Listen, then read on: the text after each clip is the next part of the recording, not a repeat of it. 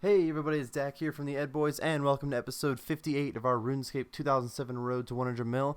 At the end of episode 57, I said I would be catching some raw lobsters, and I would be getting up to 76 fishing. I will be doing it at the end of this load right here. It'll actually be on the very last catch, so that added up pretty well. We had to catch a lot of lobsters, nearly 3,800, maybe even just over 3,800. I'll have to check in a second.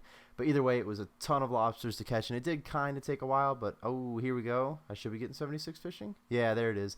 76 fishing, and now we can catch sharks. As I was saying, it was quite a lot of lobsters, but we're going to make a decent amount of profit from it. And because it's AFK and pretty simple to do, it wasn't too bad spending a little extra time on it.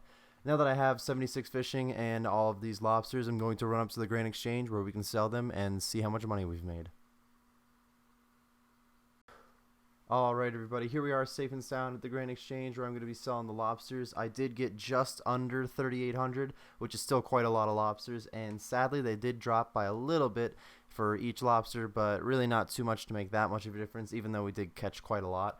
But still, it would have been nice if they were at a little bit of a higher price so we could make some extra profit. But we made enough. They actually sold pretty quickly. So here we have it, 661K to add to the stack, which I believe will be bringing us to 93 mil. And it sure does. Let's see exactly how much. 93, just barely 93 mil. Wow.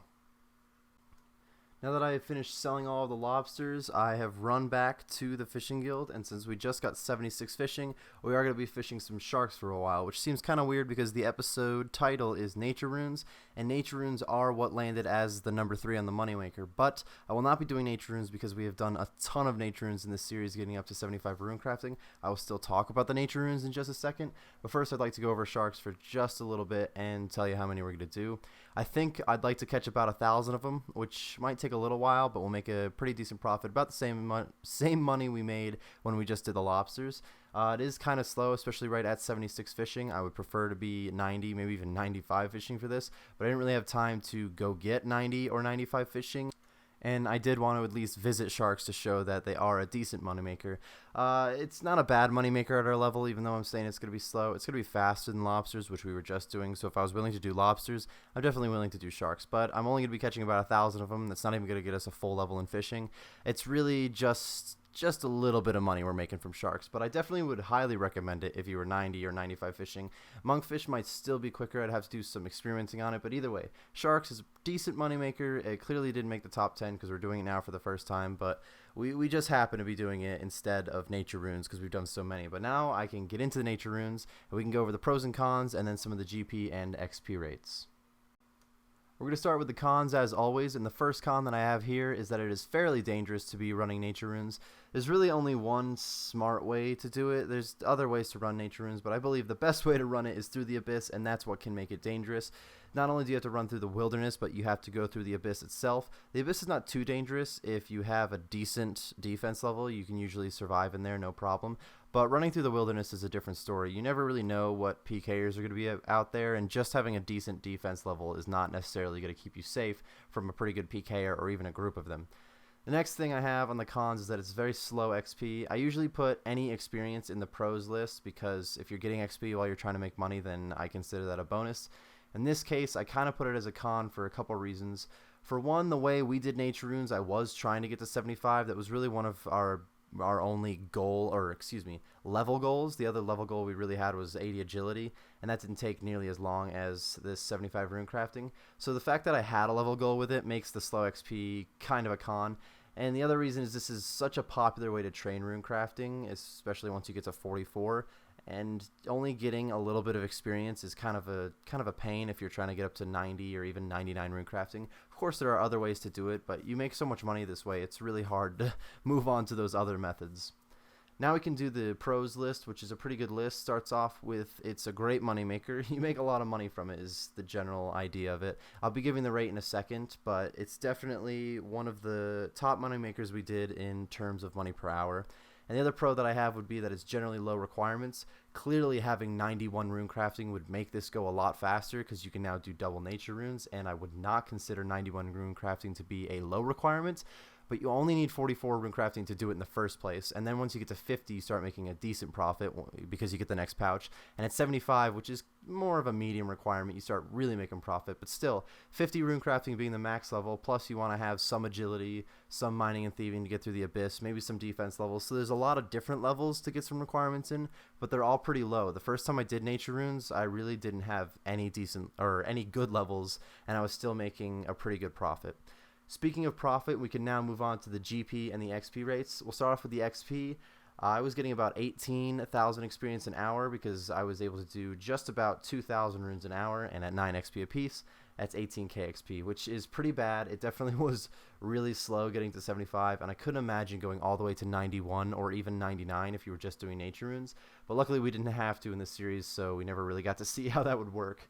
For the money, though, it was a much different story. Being able to do 2,000 runes an hour, I could generally get a 220 coin profit per rune, which is 440k an hour.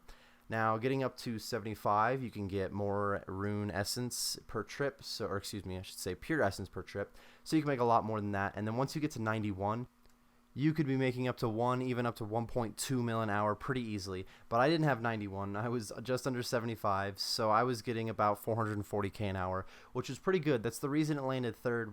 This was a great money maker. I think overall in money per hour it also landed third, which I wasn't rating these only on money per hour, so it kind of just happened that way. But in general, the top 3 money makers we have were all very close, so this could have very easily been second or first.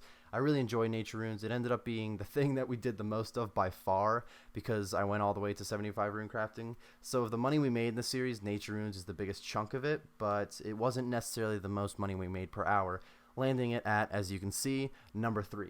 Now that we have gone over why nature runes are number 3 on the top 10 list, I will be finishing up catching all of these raw shark. My original idea was to get 1,000 raw shark, and I do believe I'm going to end up with about 1,000, but not quite yet. I'm going to be catching right about 700 when I get to see you next, and then I'll explain in a little more detail what my plan with these raw shark is. Alright, at the end of this load, I will have just over 700 raw shark. Ooh, and there it is. It was actually pretty good timing. I'm running up to the bank now to show you how much money we've made so far, but I'm not finished with the sharks. I will be catching more, and I will explain that in just a second.